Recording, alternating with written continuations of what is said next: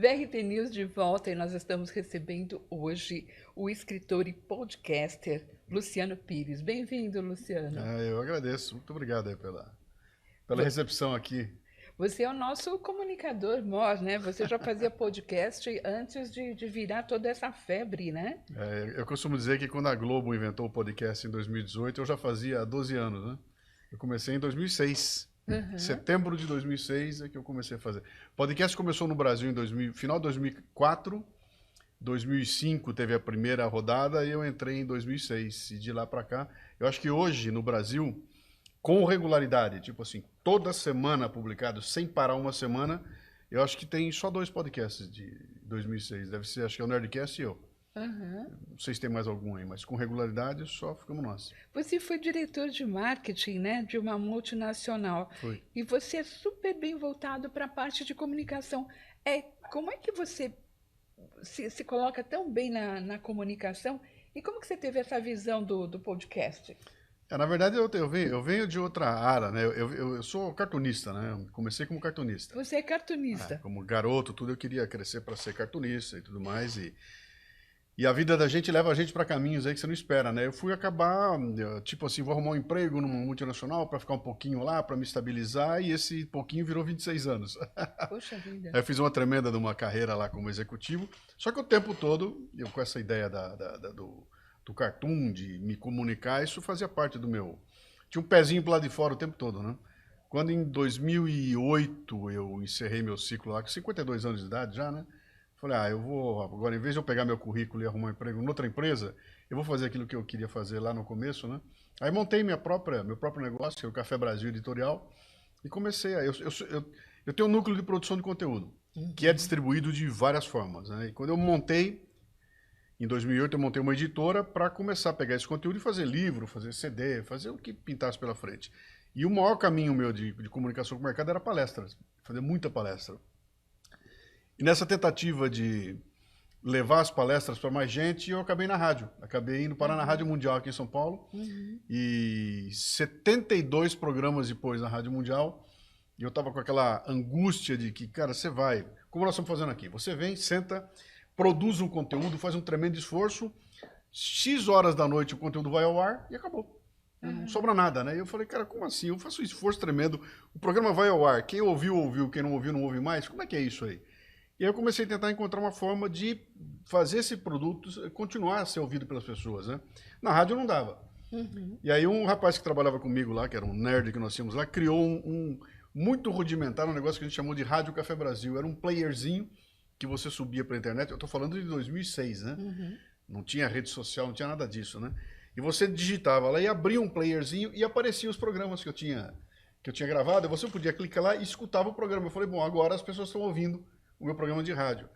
E um dia um cara escreveu um e-mail para mim, cara, eu sou seu fã, adoro você, eu tenho todos os seus programas. Como assim tem programa? Como é que tem? Aí ele falou, não, cara, quando eu escuto, ele vai pro Temp e eu consigo baixar do Temp. E aí eu falei, cara, os caras estão baixando. E aí eu fui procurar e descobri que tinha um negócio chamado podcast. Né? Em setembro de 2006, então, eu fiz a transição do programa de rádio para podcast e dali para frente não parei mais. Hoje são quase 1.600 episódios já publicados e se você quiser ouvir tudo que eu publiquei, você precisa de uns 22 dias direto ouvindo para conseguir. Mas a forma como você faz é muito agradável, é diferente, né? Eu faço para mim, né? Tem que ser assim, né? Eu faço para mim, eu faço de um jeito que eu gostaria de ouvir. Então eu tenho muita. Hoje eu publico por semana hoje 5 episódios de podcast. E você consegue que os entrevistados se comportem de uma forma completamente diferente. É muito interessante. Você está falando do Leadercast, que é um deles aí. O Leadercast é um podcast de bate-papo, né? Que eu comecei... As raízes dele estão em 2011. Eu cheguei até a publicar na internet. Se você procurar lá, você vai achar coisas de 2011. E a ideia era exatamente sentar numa mesa com uma pessoa, sem pauta, e falar, cara, como nós temos liberdade de tempo aqui, eu não tenho que parar, não tenho janela de 12 minutos. Vamos embora, a gente senta e vamos conversar o tempo que der. E eu tenho podcasts com 3 horas de duração, né? Numa boa, né? E eu estou falando de 2012, 2013, 2014. Em 2015, aí eu dei o título para ele, Leadercast, e aí comecei a fazer um atrás do outro, né? Já são quase 250 entrevistas publicadas já. E a ideia é essa, é sentar e bater um papo. Então, sempre que eu vou começar, eu sento com a pessoa e faço um briefing. Ela fala o seguinte, ó, Esse programa aqui é para ser positivo. Uhum. Tem que ser bom para você, bom para mim e bom para o ouvinte. Eu não vou puxar seu tapete, eu não vou brigar com você, nada. A gente vai conversar na boa, sabe?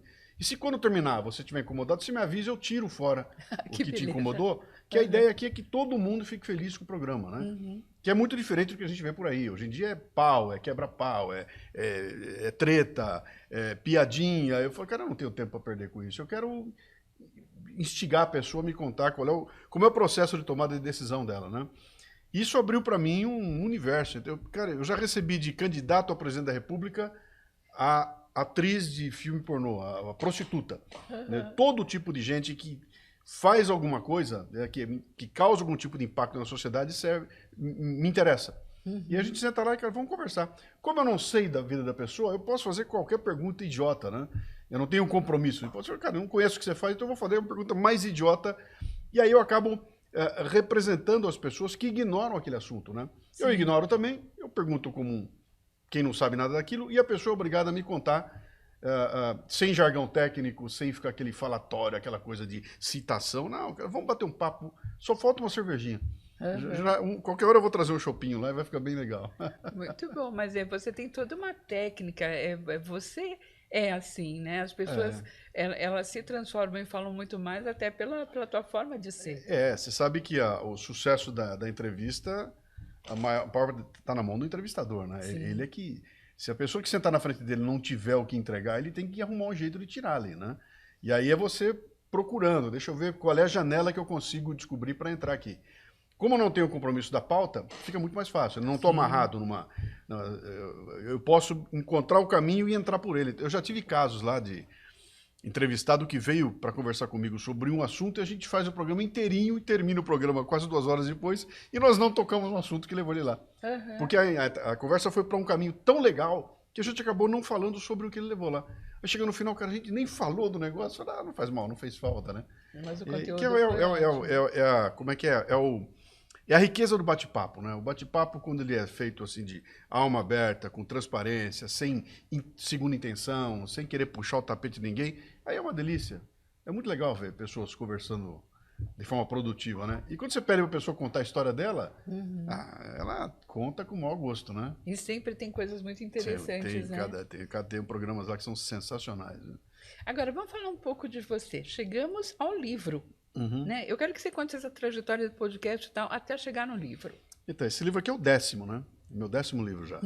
E o podcast, ele começa... O podcast, para mim, é um canal de distribuição. Então, eu tenho um trabalho muito grande com palestras, faço palestra no Brasil inteirinho, são mais de 1000 palestras já realizadas. Esse é o meu carro-chefe, né? O podcast é um outro canal de distribuição do meu conteúdo. As redes sociais é um outro canal, né? O YouTube é mais um canal. E o livro é outro canal. São só canais de distribuição de informação. E o livro eu faço, na verdade, com a intenção de deixar um legado. É só isso. Ganhar dinheiro, isso é conversa. O livro no Brasil é um terror, né?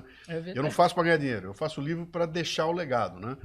E conforme vai passando o tempo, eu vou encontrando algum tipo de assunto que me interessa. Quando eu acho que está maduro o suficiente, eu pego e largo um livro a respeito. Então, eu já tenho 2 livros feitos a partir do podcast. Do roteiro do podcast, eu produzi 2 livros integrais. Esse aqui tem 70%, 80% dele é roteiro do podcast. É coisa que eu já publiquei em podcast, eu peguei o roteiro e transformei em capítulos do livro, né? E as tuas 9 obras anteriores, da onde você tirou esses conteúdos? Vem de tudo quanto é. Eu tenho um livro sobre lendas brasileiras, eu tenho um livro sobre o Ninhal, no Pantanal do Mato Grosso. Aí eu tenho o livro Brasileiros Pocotó, o meu Everest, a viagem que eu fiz para o Campo Base do Everest. Eu tenho um livro chamado Nós que Invertemos as Coisas, que é sobre o Brasil virando ao contrário, proibindo o que podia, liberando o que não podia, virando de ponta cabeça o país. Eu tenho um livro chamado Me Engana Que Eu Gosto, que é sobre a questão política, essa visão política do Brasil. O outro chama-se Diário de um Líder, que é sobre liderança. Tem outro chamado Café Brasil, que é os 500 primeiros episódios do Café Brasil. E assim vai, cada um aparece. Eu tenho um chamado Cafezinho, que são só roteiros do podcast Cafezinho. São os roteiros todos, tem 250 roteiros ali, que são bem curtinhos, então cada roteiro é um capítulo, né? E aí vai. E esse aqui é um tema que eu trabalho desde o final dos anos 90, desde meados dos anos 90. Né? Eu era executivo da empresa, eu fazia muita palestra para lá e para cá, e tomava, como todo executivo, muita decisão diariamente, e a maioria das decisões tomadas a partir de informação que eu recebia pela mídia. E eu não me conformava, né? Eu recebia... Cara, mas o título da matéria está dizendo uma coisa e o conteúdo diz outra. Esse título é mentiroso. Os caras só negaram uma informação, então eles estão conduzindo isso aqui é mentira, né? E eu ficava muito incomodado com isso. E naquela época eu comecei a colocar nas palestras isso. Então, um módulo da minha palestra, onde eu falava sobre o Brasil, sobre como é que a gente viu o Brasil, eu falava, deixa eu mostrar para vocês como é que a mídia trata o Brasil. Então eu fazia uma grande apresentação de como é que os caras mostravam, como é que a nossa autoestima era jogada para baixo, como é que o cinema brasileiro só falava de pobreza, de porcaria, né? E eu discutia, falei, cara, a quem serve isso? Quem é que ganha com isso, né? E um dia eu estava refletindo, eu coloquei na própria palestra, falei, eu estava pensando, como é que eu posso chamar uma mentira que conforme ela é elaborada e apresentada para você, você leva a achar que é uma verdade. Então, com mentiras, eu componho na tua cabeça uma impressão de verdade. Eu pensei em chamar de mentiras, mas eu preferi chamar de verdades, que é muito mais. E aí nasceu... Muito mais apropriado. Aí nasceu esse conceito no final dos anos 90, que eu vim colecionando de lá para cá. Em 2018, quando o Bolsonaro ganha a eleição, aí os caras chutam o pau da barraca. E dali para frente a mídia brasileira vira um negócio, não, mundial, né? Mas a brasileira em especial vira um negócio pavoroso. Aí perderam completamente as estribeiras. E dali para frente era só, não tem uma notícia que você bate o olho e fala, deixa eu ver a notícia. Não tem, tem embutido ali uma intenção, tem embutido uma militância, embutido uma intenção de conduzir a você a pensar alguma coisa. Você, viva o mundo deste jeito, faça assim, não fale isso, não diga aquilo, não pense assim, pense assado. E o que era a essência do jornalismo, que eu conheci muito de perto, acabou. Virou uma plataforma de manipulação das pessoas, né? Aí quando eu olhei aquilo, eu falei, bom, acho que está chegando no ponto, aí fui cozinhando, nasceu. Mas você, deixa eu te perguntar, porque são as famosas fake news, né? Sim. Agora, fake news sempre existiu, mas não nessa proporção, né? Porque uma coisa que eu gosto de comentar também são as manchetes sobre esporte. Então, futebol, por exemplo, futebol de final de semana, você sabe que time torce aquele redator que ficou de plantão pela forma como ele fala do time dele, né? Então, quer dizer, sempre existiu, né? A gente sabe que tem alguma coisa, mas não nessa proporção. O que você acha que aconteceu? Então, eu acho que sempre existiu e sempre existiu nessa proporção. É igual, não mudou nada. A proporção é a mesma. O que não tinha era a mídia social. Não tinha redes sociais para chegar a você está falando uma mentira. Não havia o canal de volta. Os caras publicavam o que queriam, do jeito que queriam, manipulavam à vontade e não tinha outro lugar. Você tinha 4 grandes jornais, 4 grandes rádios, 4 grandes revistas e estava tudo na mão desses caras aí. Não havia uma outra forma de você contrapor. Hoje você publica uma mentira, em 15 segundos o Twitter já desmonta a tua mentira na mesma hora, né? E aí esse outro canal de comunicação é que trouxe para a baila, né? Trouxe para cima e falou, pera um pouquinho, cara, e isso não é assim. Isso que a pessoa está dizendo é mentira. Olha aqui a verdade. Esse contraponto que você só encontrava muito timidamente na área de comentários dos jornais, e o pessoal tinha que mandar uma cartinha, e o jornal, se quiser publicar, publica, se não quiser, não publica. Ou então aparecia só lá no finalzinho. E mesmo assim aparecia o que eles queriam que aparecesse, né? Com as redes sociais, aí acabou essa história. Hoje você não segura mais, né? Então, qualquer mentira é desmentida na hora. Então, é uma festa. E fica tudo gravado, né? Então, não tem mais essa. O cara pega um filme, o vídeo que alguém publicou 10 anos atrás, o cara traz de novo e fala aqui, ó. Você falava X, fala, qual é a diferença? Por que você defendia isso e agora defende aquilo? Por que você mudou? Qual foi a mudança no meio do caminho? Então, as mídias sociais vieram para arrebentar esse muro que existia e houve uma mudança no poder, né? Se o poder pertencia a meia dúzia de pessoas que eram os donos da mídia, agora pertence aos milhões que tem, e está chegando, e o pêndulo está indo para o outro lado. Então, alguns desses garotos que estão na mídia hoje têm mais audiência do que programas de televisão que são tradicionais. O meu podcast tem mais audiência que um monte de revista tradicional, né? E eu só sou um indivíduo, né? Então, isso causou um choque gigantesco, é uma grande revolução. Nós estamos no meio dela. A gente não entendeu direito para que lado ainda. Não tem a ética da internet, isso não existe ainda. Nós estamos se estapeando, tentando entender para onde vai. Mas foi basicamente isso. Então, quando você vai na história e vai ler, cara, tem fake news desde os egípcios. Né? Bom, o mundo como é. Eu quero ser poético, tá? quando a serpente vira para Eva e diz assim, ó, eu vou te contar uma história aqui. Sabe esse negócio da fruta proibida aí? Que, pode comer que o homem não vai ver, não. Não tem problema. Já era a primeira fake news. Começa Já começou assim. E começa pela boca de uma serpente, né? Uhum. E aí vem a história atrás. Tanto que nesse livro aí eu tenho exemplos dos anos 90. Eu venho trazendo exemplos desde os anos 90 de situações que são até ridículas, né? Você pega e lê aquilo e fala, cara, como que alguém tem coragem de publicar uma coisa dessa? E publicam na cara dura. E como não tem ninguém para contestar, acabou. Hoje em dia não, o bicho pegou. Aí você começa a ver jornalista sendo agredido, né, na rua, o pessoal chega com o dedo na cara, o pessoal xingando a rede de televisão. Quando é que a gente viu isso, né? Foi só quando outros canais apareceram, porque até então o único canal era a própria TV. Uhum. Então você não conseguia xingar a TV na TV.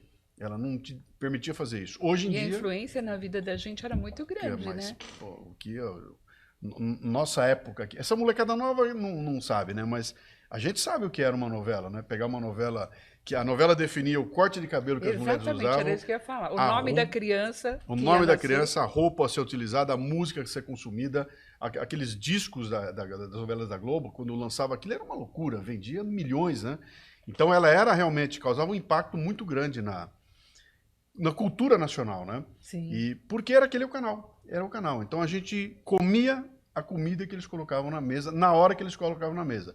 Se você não ligasse a TV 8 horas da noite do domingo, você não assistia o Faustão. Não tinha como ver o Faustão, era impossível, né? Não, 8 horas da noite era o Fantástico, era o Faustão Fantástico. era tarde, né? Mas tudo que se comentava no dia seguinte, se você não tivesse assistido, você ficava completamente eu não fora, vi, né? não vi e não vou ver, porque não tinha onde ver, né? E de repente as mídias sociais trazem tudo isso de volta e aí o mundo começa a mudar, porque as pessoas, pô, mas o fulano falou A, agora ele falou B, ninguém esqueceu, né? Uhum. Agora tá guardado, né? Luciano, mostra um pouco a camiseta que acompanha o teu livro. Na verdade, esse aqui eu fiz para dar de brinde para quem me chama para entrevista, né? Oba! A camiseta que diz assim, olha aí, ó.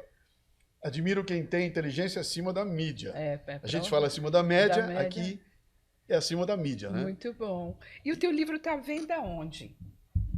Então, esse livro aí é independente, tá? Todo o trabalho que eu faço, meu podcast é independente, é tudo independente. O único lugar que você vai encontrar esse livro é no merdadeseventiras.com.br. Ah, perfeito. Você vai achar lá. Eu não botei nem na Amazon, eu coloquei em lugar nenhum. E eu faço um trabalho, a editora é a minha, é tudo independente. Então, esse livro não vai estar à venda em livraria, não vai estar à venda no aeroporto, porque eu não quis me submeter a é muito ruim. Esse mercado de livros no Brasil é um negócio pavoroso, ele é ruim, ele é caro, ele é ineficiente, e ele é assim há 30 anos, tanto que agora o bicho implodiu, né? Tô acabando as livrarias, então o mercado de livro está virando uma bagunça que está dentro dessa confusão toda que nós estamos vivendo, essa mudança toda. Então, para não entrar nessa sujeirada toda, eu decidi fazer ele independente, pago um preço alto por isso, porque imagina, a distribuição é bem pequena, né?